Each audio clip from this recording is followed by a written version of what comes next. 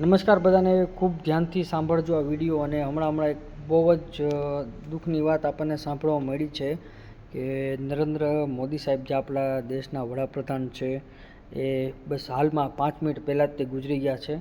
Unknown ગનમેનની દ્વારા એમનું encounter કરવામાં આવ્યું છે. તો આવી વાત સાંભળીને તમને કેવું લાગ્યું? સાચું બોલજો, મજા આવીને? અને આવા કોઈક ભેગા થઈ જાય ને અને ઉપાડી લે તો બહુ મજા આવશે, કારણ કે દેશની આખી પથારી ફેરવીને બેઠા છે. અને એમાંય ખાસ કરીને ખેડૂતોની અને સ્ટુડન્ટોની નીટના પેપર જે તે એક્ઝામની અંદરથી લીક થયા છે, બરાબર.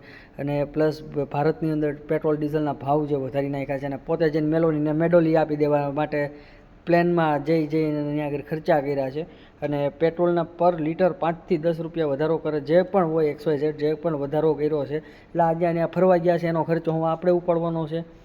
પ્લસ ગમે એ જગ્યાએ તમે ગમે એ સેક્ટરની અંદર જોઈ લો, સોનાનો ભાવ વધી ગયો છે, અત્યારે 1.5 લાખની સમથિંગ થઈ ગયો છે. તો ગરીબ માણસો એના લગ્નમાં કઈ રીતના ખરીદે ને કેમ એનું પાર પાડે કંઈ ખબર નથી પડતી.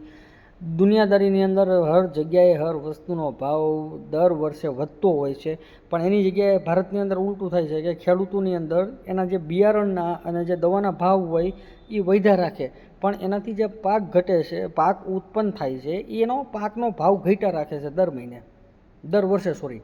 એટલે વસ્તુ સમજાતી નથી કે મોદી સાહેબને કરવું શું છે, કે મારી નાખવા છે બધાને, તો એક હારે ન્યુક્લિયર બોમ્બ નાખીને ઇન્ડિયાને ખતમ કરી નાખો ને તમારા અડાણીને અંબાણીને પૈસા આપીને રાજી કરાવી દો, બરાબર. કાં પછી હકેથી જીવા લો.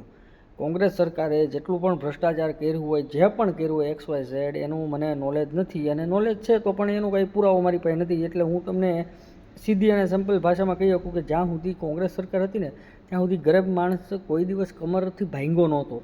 500 રૂપિયાની અંદર એનું ઘર હાલી શકતું હતું. અને આજની તારીખની અંદર 5000 હોય તોય તે ઘરની અંદર ઘટે છે સાહેબ, ખબર નથી પડતી. નથી કોઈ પાસે નોકરી ધંધા, નથી કોઈ પાસે ઘરની અંદર સારું એવો સરકારી નોકરી કરતો હોય એવું. એનું કારણ છે કે મોદી સાહેબે બધી વસ્તુ ટોટલી સેક્ટરની અંદર બધી જગ્યાએ કોન્ટ્રાક્ટ બેઝ ઉપર કરી નાખ્યા છે. નાની એવી ગમે એ મ્યુનિસિપાલિટી દ્વારા ગમે એ વસ્તુ શરૂ કરવામાં આવી હોય, અથવા કેન્દ્ર સરકારની હોય કે રાજ્ય સરકારની હોય, એની અંદર રીતે કોન્ટ્રાક્ટરની નીચે પાછા પેટા કોન્ટ્રાક્ટર. એટલે સાચી સેલેરી જે મળતી હોય તો ત્યાં ડાયરેક્ટ એમ્પ્લોયને તો મળવાની જ નથી.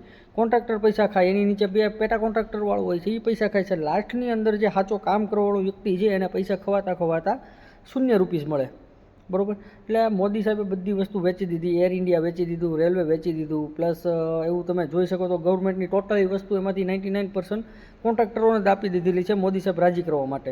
અને પછી એમ કે હું તો સંન્યાસી છું, મારા પૈસાની જરૂર નથી. વધારે પડતી તકલીફ થાય એટલે શું કરવાનું? હિન્દુ મુસ્લિમ કરાવી નાખવાનું.